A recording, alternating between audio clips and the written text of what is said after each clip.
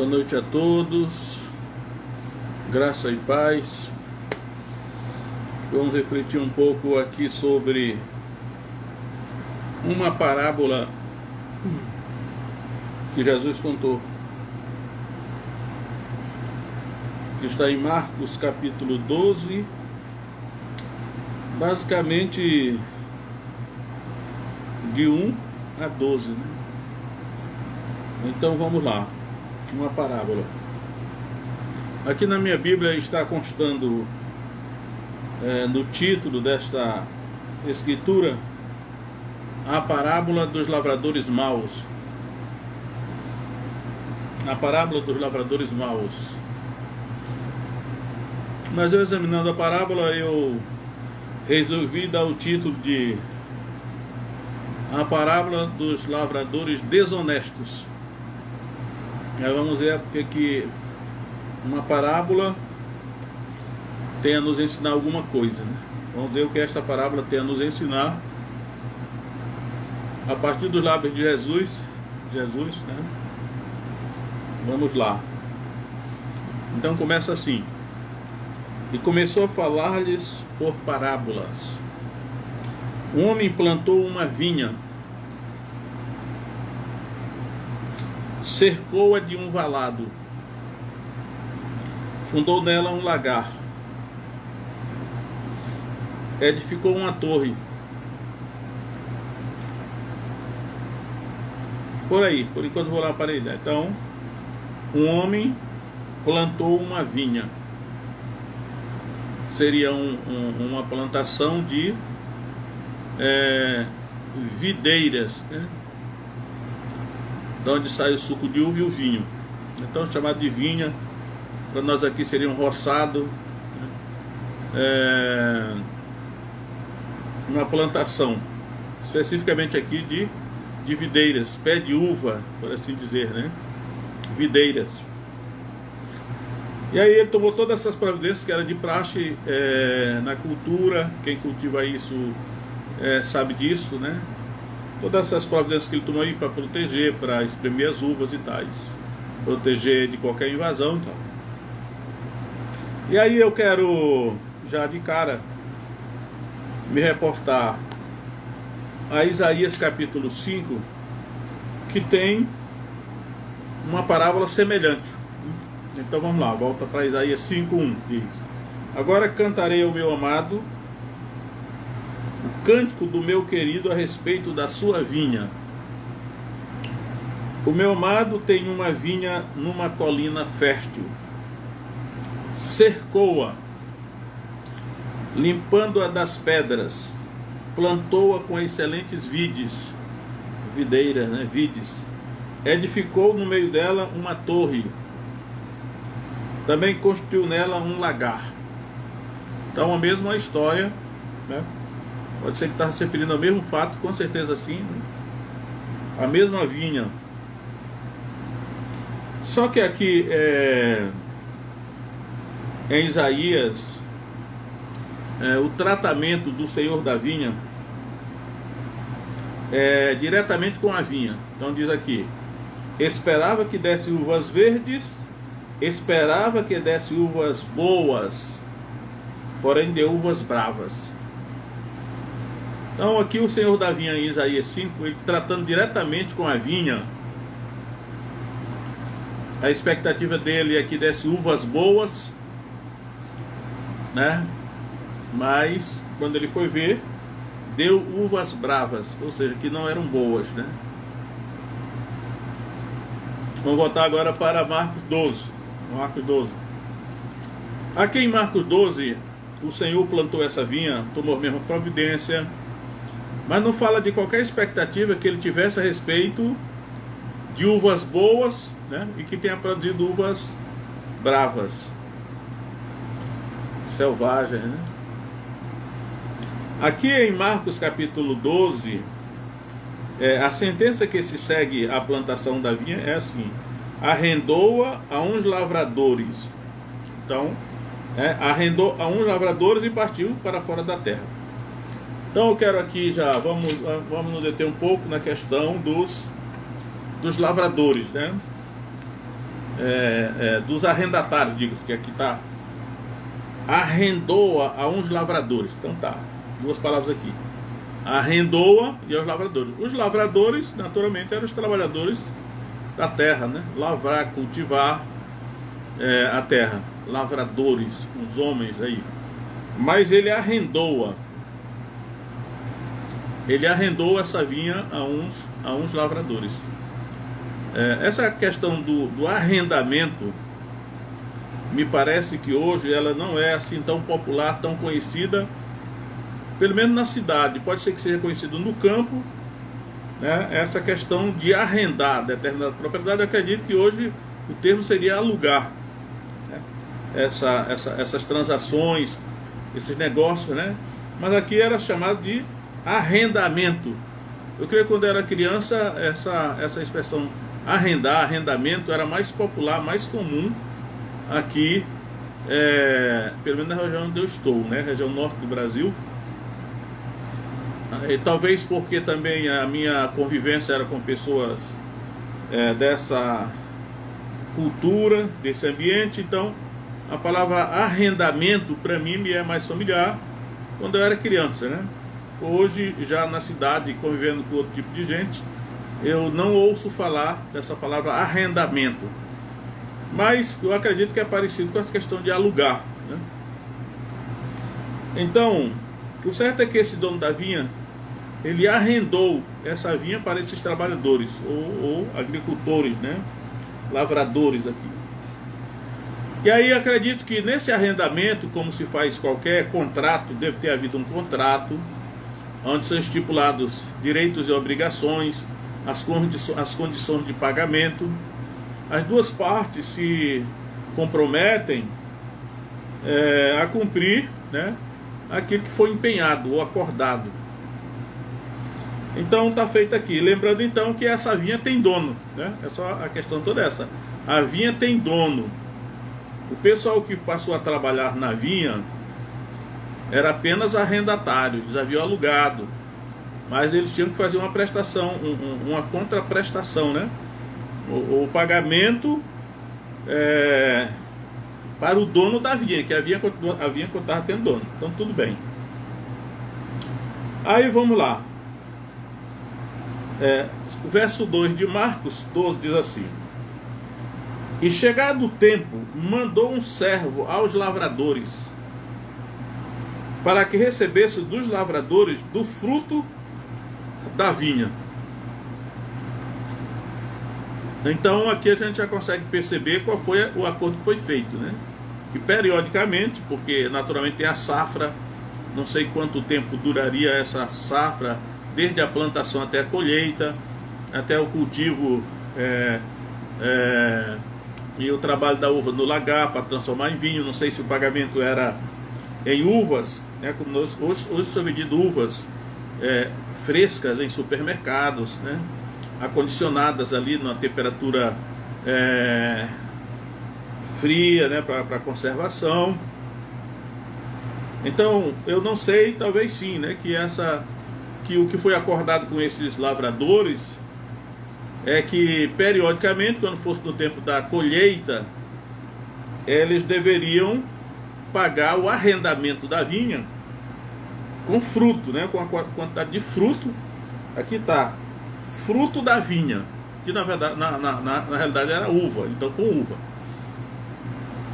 E aí diz assim: chegado o tempo, mandou um servo aos lavradores, para que recebesse dos lavradores, mandou um servo aos lavradores, para que recebesse dos lavradores, é interessante que repetiu, né? Do fruto da vinha.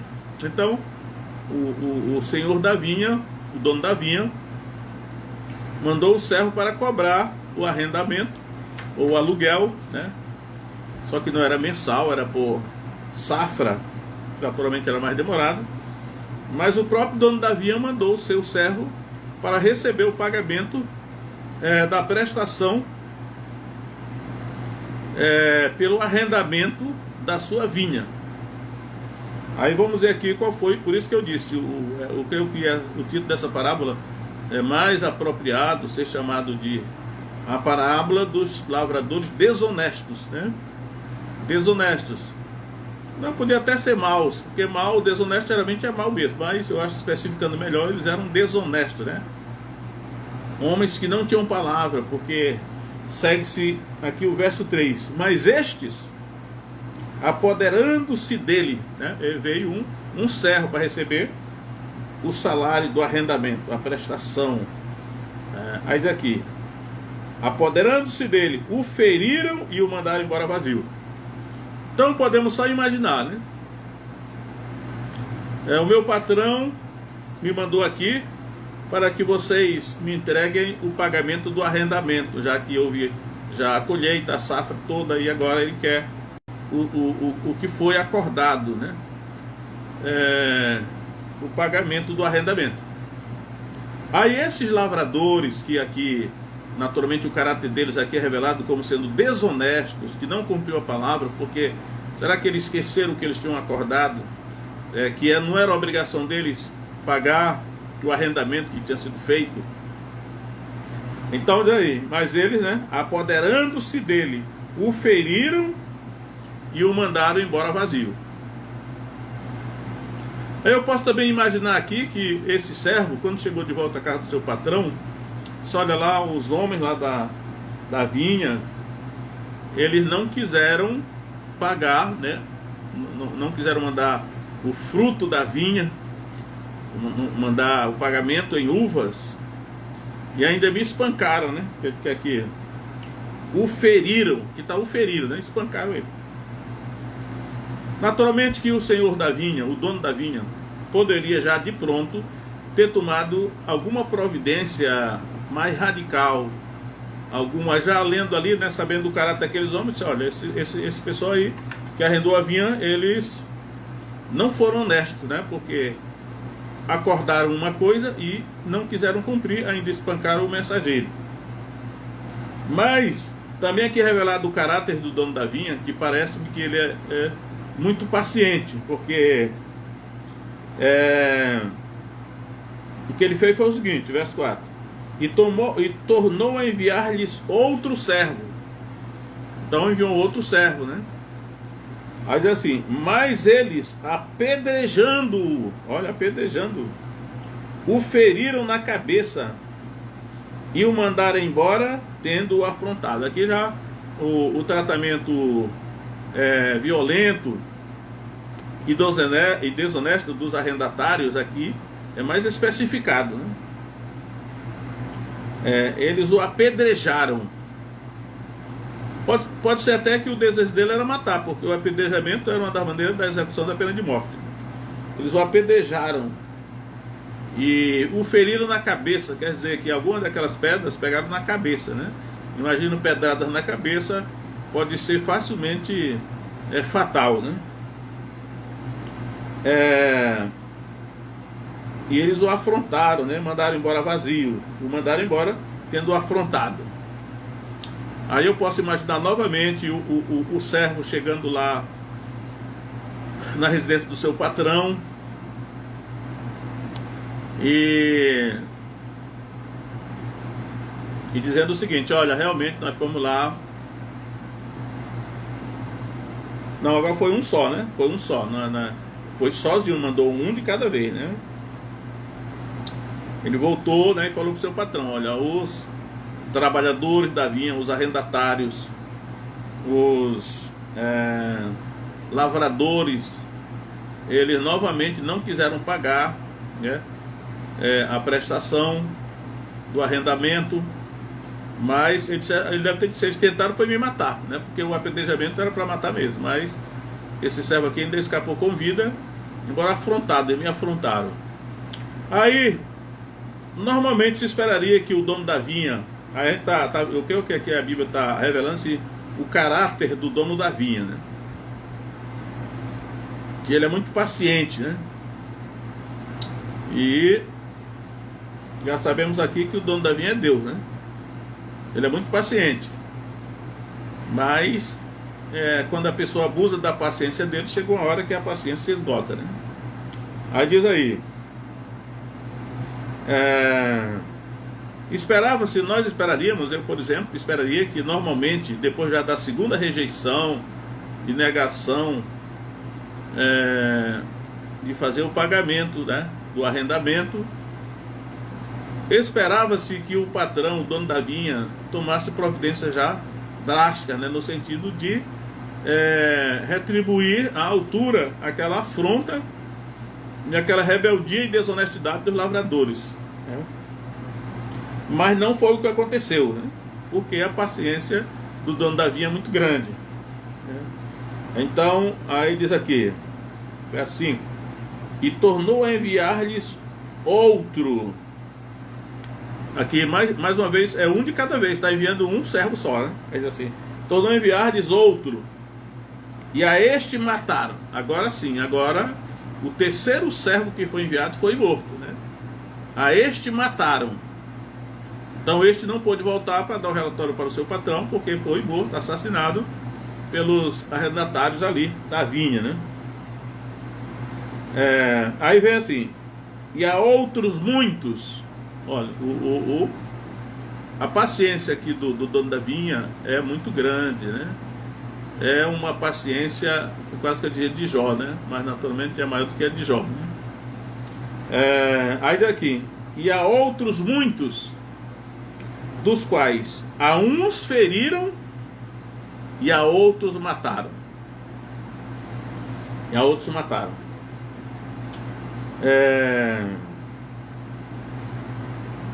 E a outros mataram, né? Agora,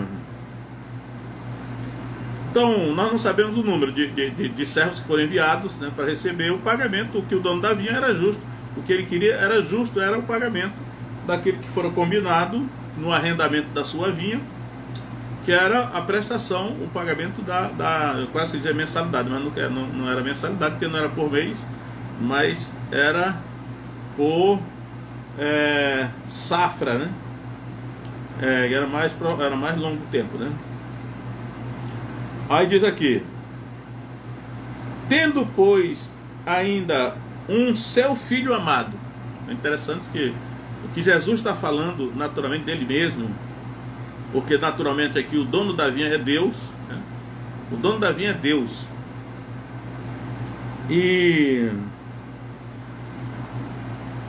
ele tinha um filho, e Jesus está falando dele mesmo, né? Tendo ele, pois, ainda um filho seu amado.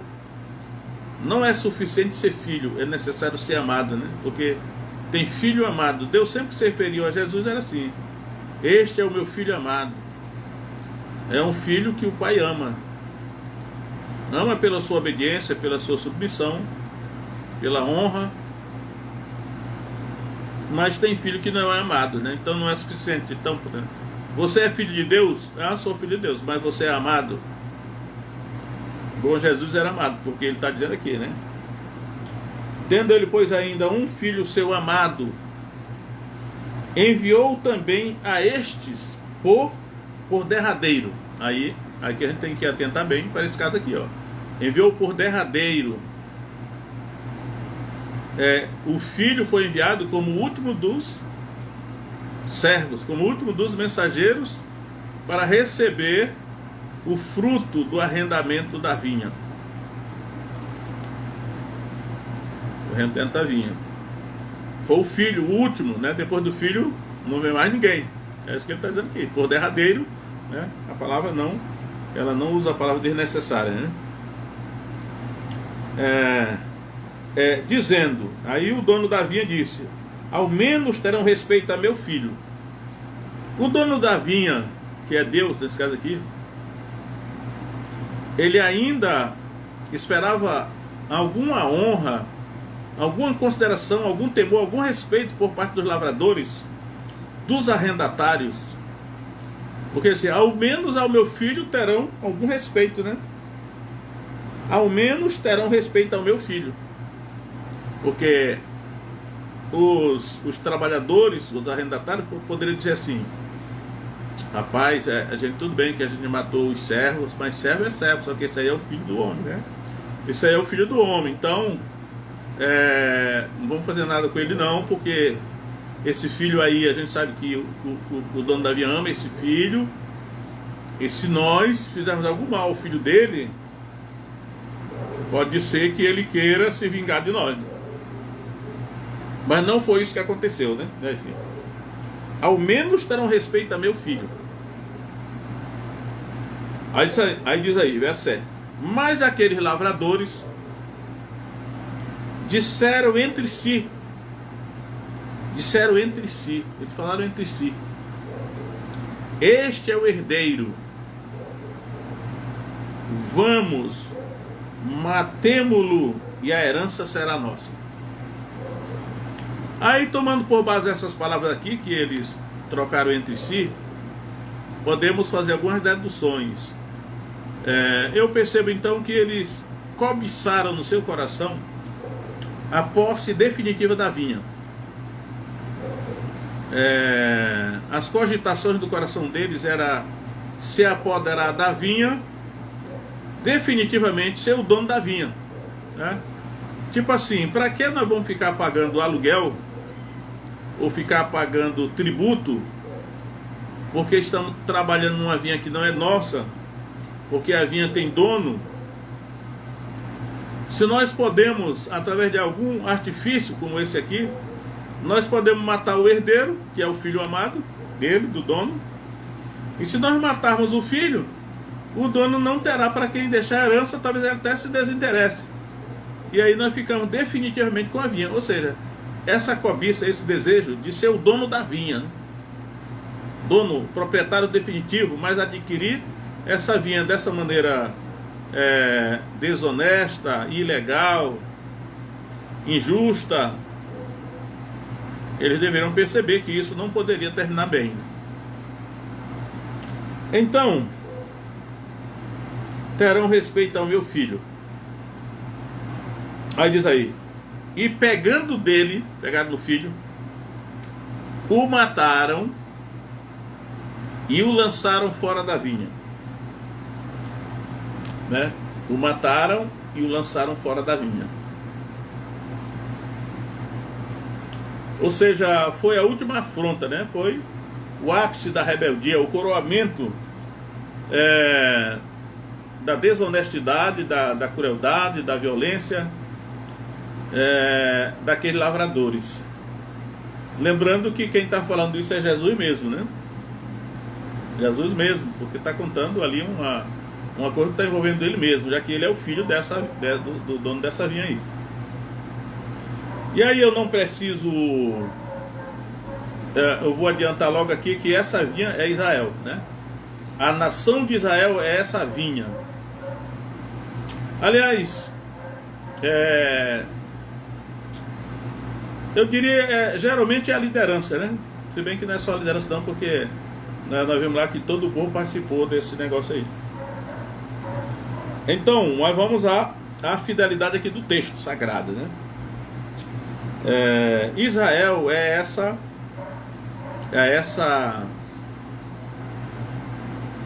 vinha, né? Israel é essa vinha, a nação de Israel. E os arrendatários, né, são realmente os judeus aqui, que são aliançados com Deus, descendentes de Abraão, por meio da circuncisão, né? E aí eu vou voltar um pouco lá em Isaías capítulo 5, porque lá como o Senhor da vinha esperava que a vinha desse uvas boas, mas deram uvas bravas.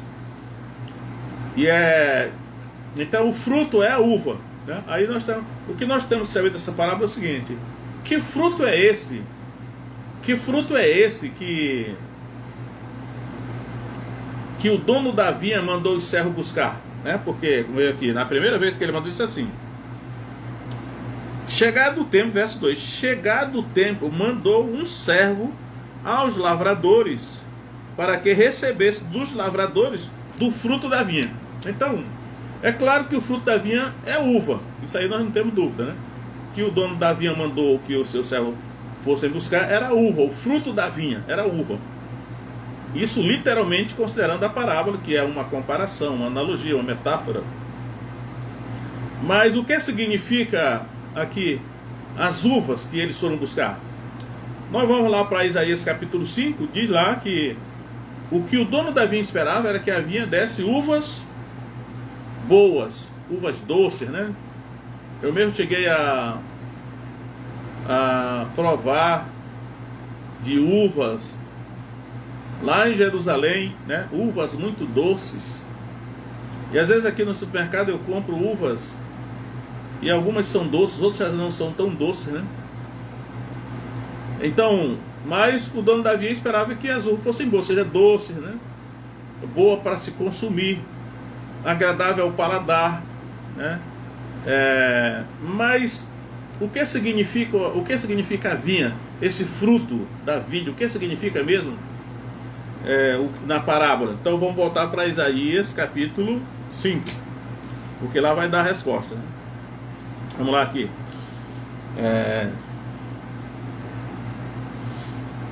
Isaías 5, verso 7, diz assim: porque a vinha do Senhor dos Exércitos é a casa de Israel, né? Matou a pau, já a vinha é a casa de Israel. E os homens de Judá são a planta das suas delícias. Como o profeta Isaías está profetizando no reino de Judá, né? Aí o rei Uzias, talvez o rei Uzias estava ainda reinando, ou talvez tenha morrido, porque na sequência vai dizer que foi no ano que morreu o rei Uzias, que Isaías teve essa visão do templo do Senhor, né? Vai dizer aqui: a vinha do Senhor dos Exércitos é a casa de Israel, e os homens de Judá são a planta das suas delícias. Aí vem a explicação agora. Esperou que exercesse justiça, e eis aqui opressão. Retidão, e eis aqui clamor. Então já sabemos que o fruto que o Senhor da vinha esperava que desse é justiça e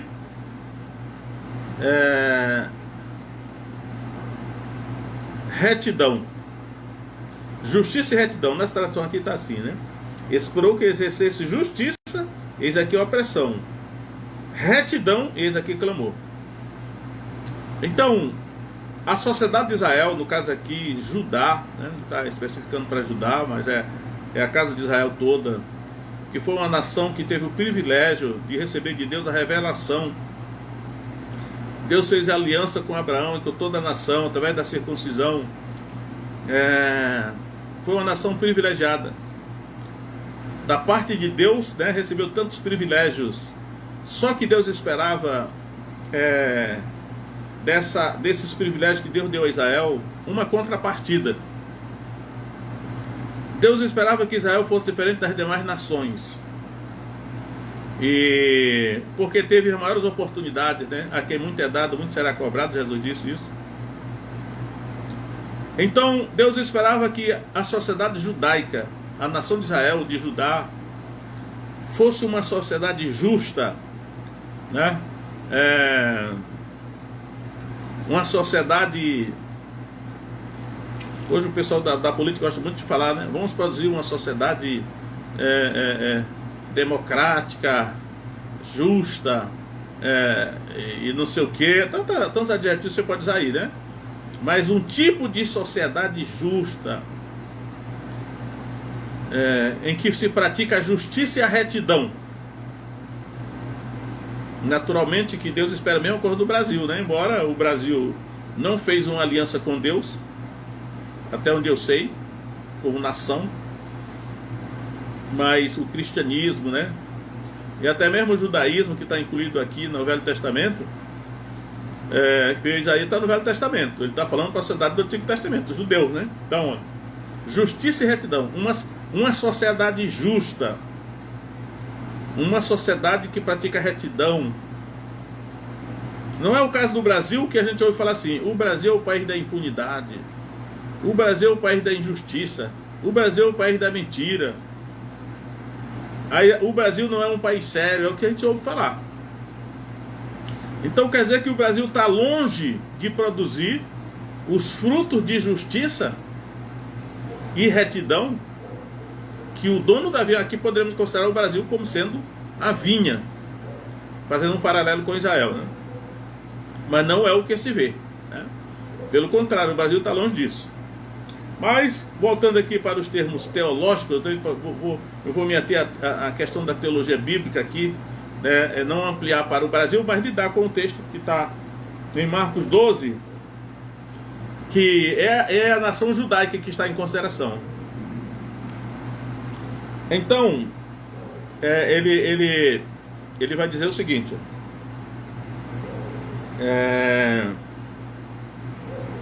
verso 9, Marcos 12, 9. Que fará, pois, o Senhor da vinha? Jesus pergunta, né? Que fará, pois, o Senhor da vinha? E ele me responde: virá e destruirá os lavradores. Olha, virá e destruirá os lavradores. Então,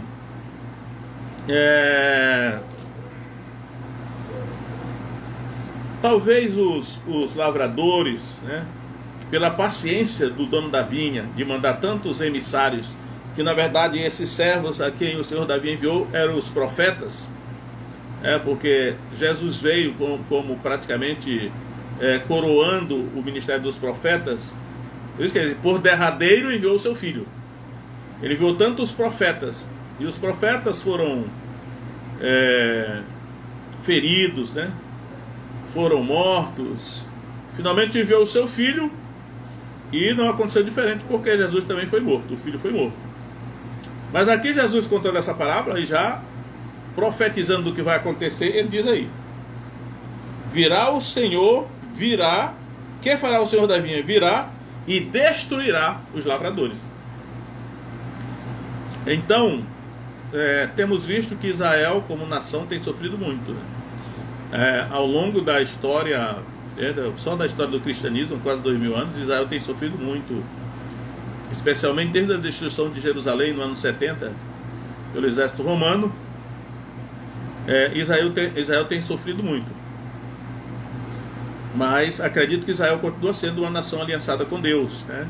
Quem tem aliança com Deus tem que andar em obediência, é só cumprir a aliança para poder ser abençoado.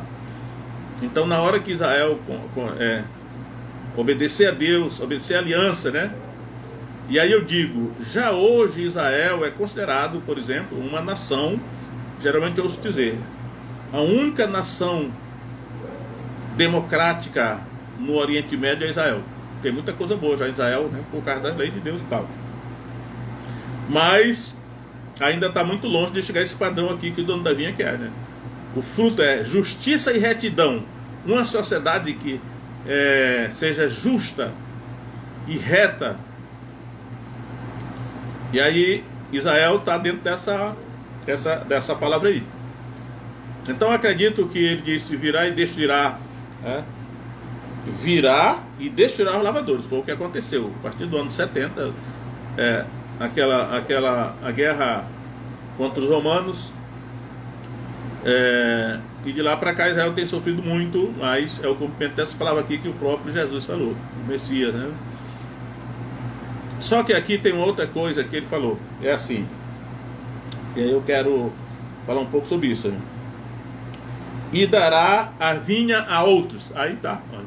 Já que a vinha era apenas arrendada, e aqui foi um erro de Israel acreditar que eles talvez, não digo de todos, né? Naturalmente que homens piedosos e santos existiram em Israel por todo o Antigo Testamento, mas a gente percebe que talvez alguns tenham pensado desse jeito aqui, que nós somos o dono da vinha, mas não é. A vinha tem dono, né? Porque ela foi apenas arrendada.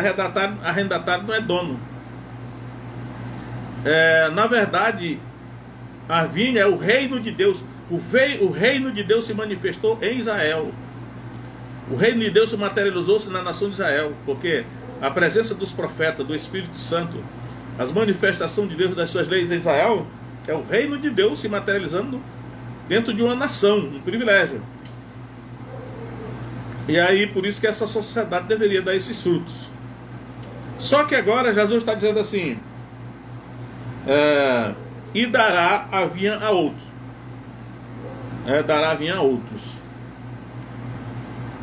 E sabemos que esse outros é a igreja, né? Porque, vamos ver aqui, agora eu vou mudar de texto para Mateus capítulo 21.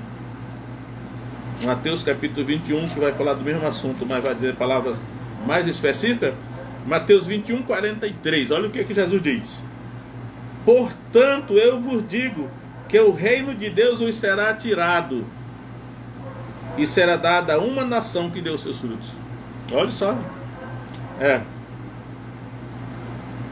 O reino de Deus vos será tirado e será dada a uma nação que deu seus frutos. E aí vem aquela questão. Essa outra nação, a quem Deus arrendou, né? Deus também arrendou. Eu creio que essa outra nação é a igreja. E a igreja não é totalmente fora de Israel, porque a base da igreja toda, a igreja cristã, é judaica. Jesus era judeu, os 12 apóstolos eram judeus. Os primeiros discípulos eram todos judeus. No dia de Pentecostes, os 3.000 que se converteram eram judeus. Quer dizer, toda a base da igreja cristã é judaica. Só que eram judeus que reconheceram Jesus como Messias.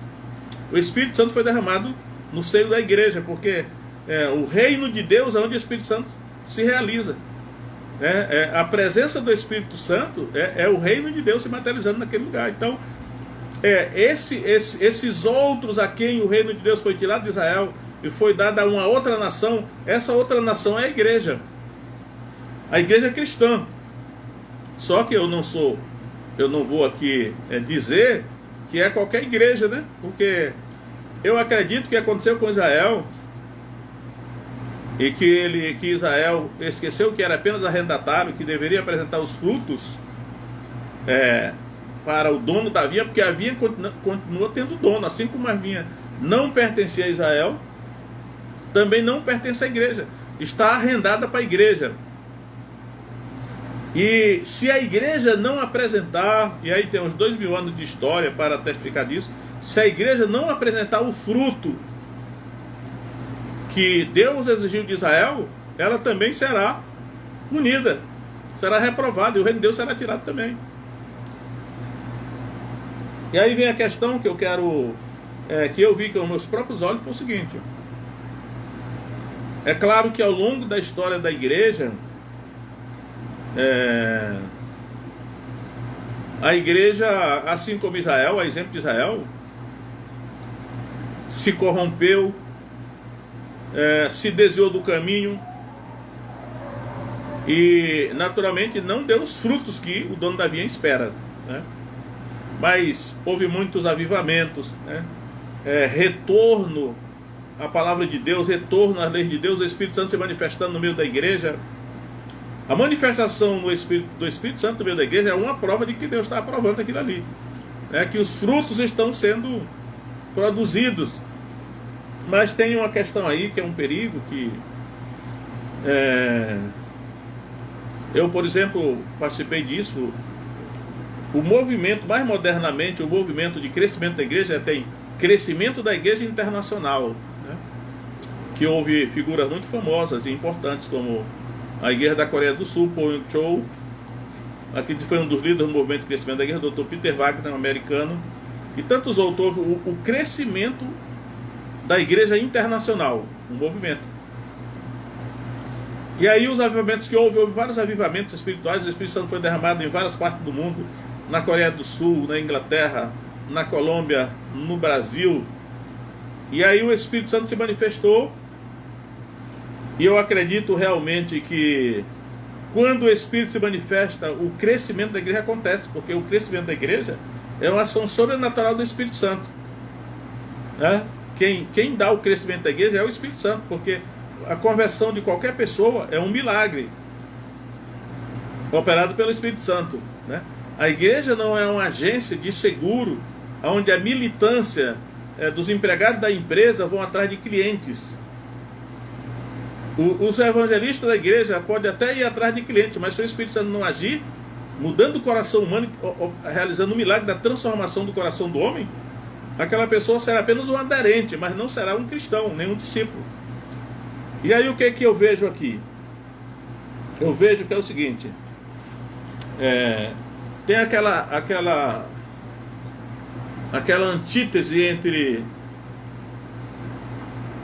a qualidade e a quantidade. Eu sei disso aí, né? E o que devemos enfatizar na igreja? A quantidade ou a qualidade? Eu sei que a resposta é as duas coisas, né? E tem muitas coisas verdadeiras nesse argumento aí. Tipo assim, aonde a qualidade, naturalmente haverá quantidade. Acredito que sim, porque a qualidade, né? No caso é o fruto que o dono da vinha lá, as uvas boas que Isaías capítulo 5, Deus requer, as uvas boas, que é a conduta, é o caráter, é o comportamento daquele grupo, a justiça e a retidão sendo praticadas dentro daquele grupo. Isso aí é o aspecto moral, né? É o aspecto moral daquela sociedade, seja uma sociedade organizada como uma nação que é Israel, ou seja, um grupo que não é uma nação no sentido convencional, que a igreja é uma nação, mas não no sentido convencional. Mas não deixa de ter um ajuntamento de pessoas que têm um comportamento, uma moral, uma conduta, e isso é a qualidade, né? Justiça e retidão no meio daquele grupo de pessoas. Era o que Deus esperava lá em Isaías.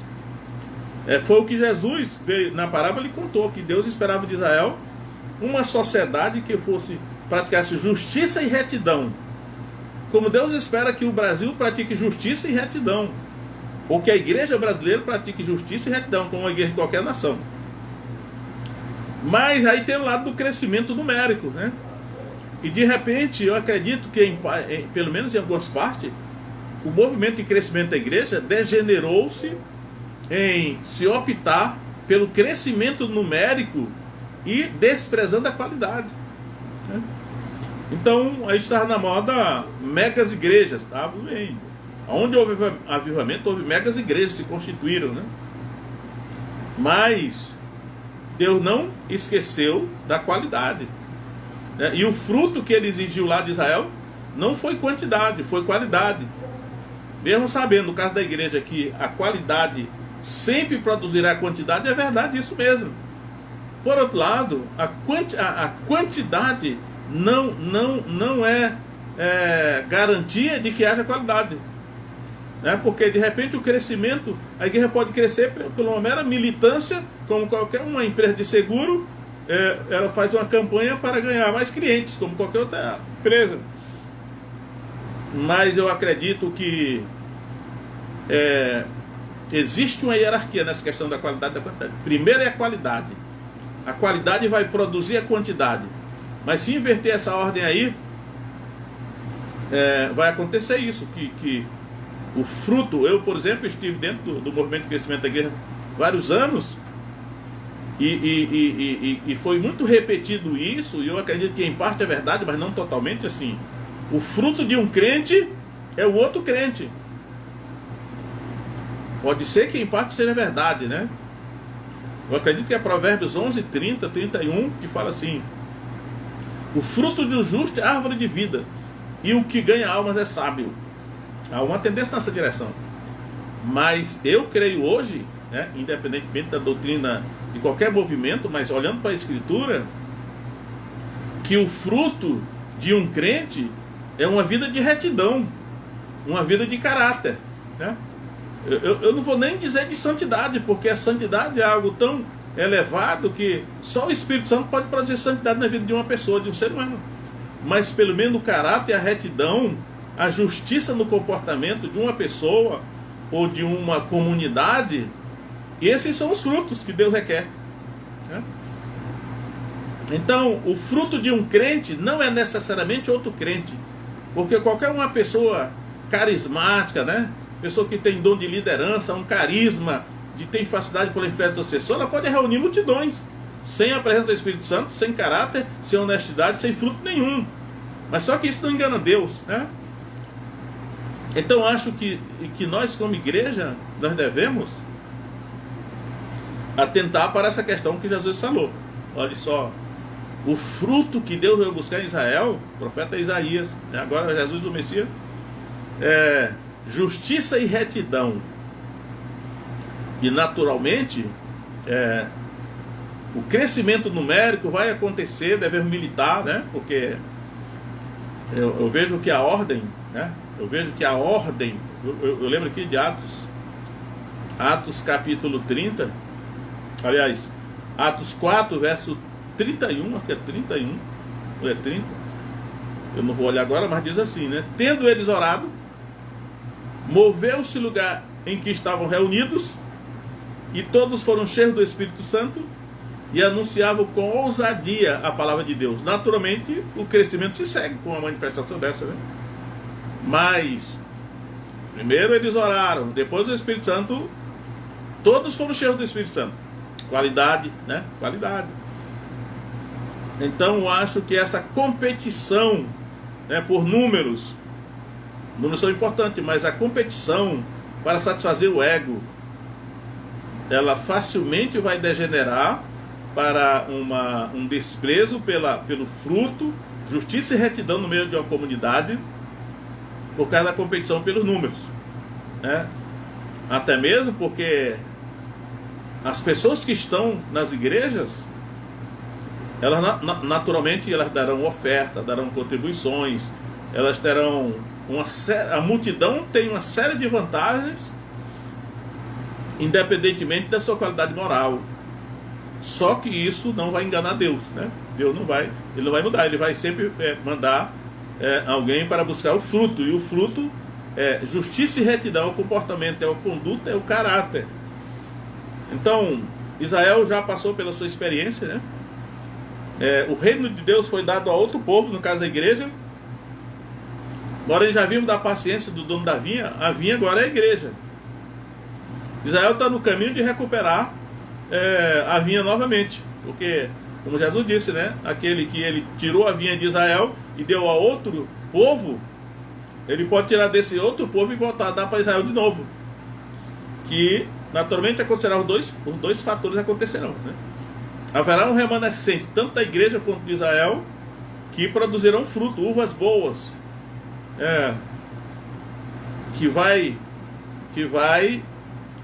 gerar uma comunidade de pessoas que praticam justiça e retidão. E naturalmente o crescimento acontecerá, né? Porque a presença do Espírito Santo, a operação do Espírito Santo vai produzir isso. Então que essa parábola que Jesus contou aí, né, ela sirva de um alerta para nós todos, né, não fazermos essa inversão, né, de adotar a competição pelo crescimento da igreja, que é necessário, que é bom, que é da vontade de Deus. Só que eu creio que Deus controla o crescimento da igreja. O homem não pode usurpar a soberania de Deus no crescimento da igreja, porque o crescimento da igreja é um milagre, ainda que o ser humano faça a sua parte, mas só Deus pode produzir o genuíno crescimento da igreja por meio de pessoas genuinamente convertidas, e que não pode ser uma militância meramente humana para conseguir aderentes, né? E se enganando a si mesmo com a qualidade que não representa o fruto que Deus quer. Então que fica aí essa parábola dos lavradores desonestos, para que Deus já botou Israel em primeiro lugar, né? Porque a igreja, olhando para Israel, pode dizer: eu não quero cometer o mesmo erro, mas tem cometido, né? E aí, porém, sempre é tempo de se arrepender e adotar a posição certa, tanto Israel quanto a igreja. Mas a palavra de Deus permanece, a palavra de Jesus permanece. Ela é que é a verdade, né? Amém.